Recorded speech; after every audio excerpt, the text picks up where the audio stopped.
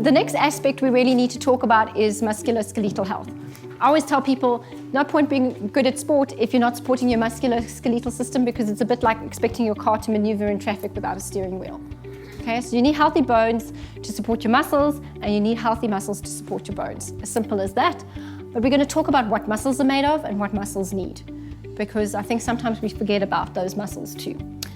So as you know, muscle is predominantly protein derived, and it relies on calcium and magnesium for muscle contraction and relaxation. Specifically, it needs calcium to contract, magnesium to relax, but it also needs a lot of other electrolytes as well. So sodium, magnesium, potassium. Many companies know this, right? They make sports drinks, don't they? A lot of drinks will have electrolytes in them to help replenish your mineral stores. So mineral supplementation when you have an athlete is not just good for your bones, but it's also really good for your muscles as well, because you need enough calcium and magnesium and that sort of thing. And just bearing in mind that you need glucose and fatty acids for muscles to actually work. Finally, you actually need a healthy nervous system as well for muscle health, right? Because at the end of the day, you need to be able to convey the messages from your brain to your muscles to actually help your muscles to move.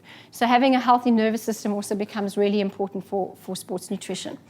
I just wanted to sort of demonstrate to you how important these minerals are for muscle contraction. So when a nerve impulse enters the end of a nerve, what actually happens is calcium channels actually open up in the nerve, and calcium flows into the nerve cell, and then this releases a special neurochemical called acetylcholine, which actually then communicates with the muscle cell. So you really need that communication to happen. So calcium is already there. So if you just don't have enough calcium in your body, you're not going to have good communication between your nerve and your muscle. So this also becomes really important when you're looking at female athletes, because female athletes have such a much higher demand for calcium, especially when you're starting to look at perimenopause and menopause and that sort of thing. So even though they're taking their 1,000 milligrams of calcium a day, you might actually find that they need more to maintain muscle mass and for their muscles to perform optimally because of the excess demand from their exercise regimes as well.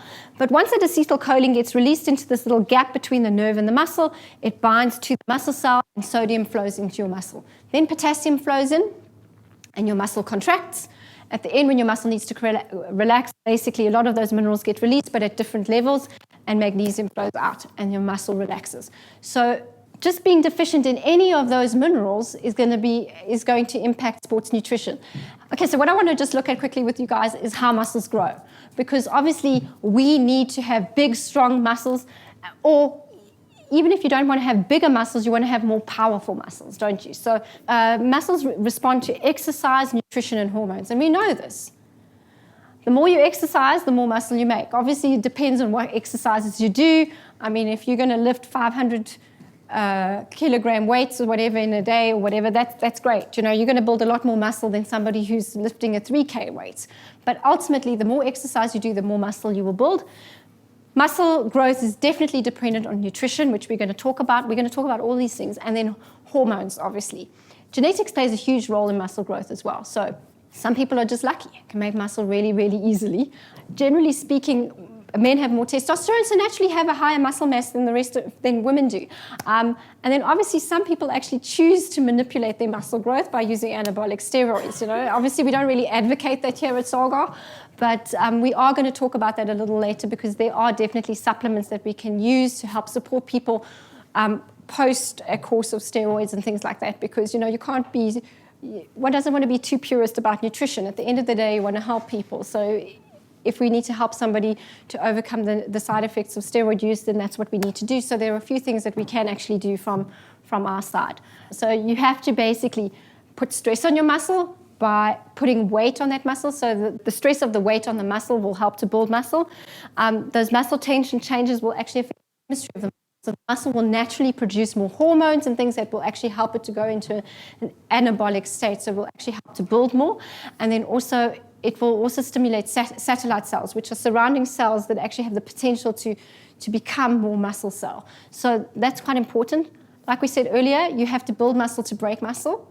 We actually rely on a little bit of inflammation to help our muscle cells adapt. So you do need to be sore, you do need to feel stiff, because then it actually means that there's a little bit of inflammation happening in your muscles, and your muscles have the potential to grow. The problem comes in when that inflammation obviously becomes too extreme and your body can't resolve that inflammation efficiently. And then the final one is metabolic stress, because it causes your muscles to swell. And that's largely because it's much more metabolically active, and it's starting to use all those stored bits of glycogen, and it actually causes connective tissue growth.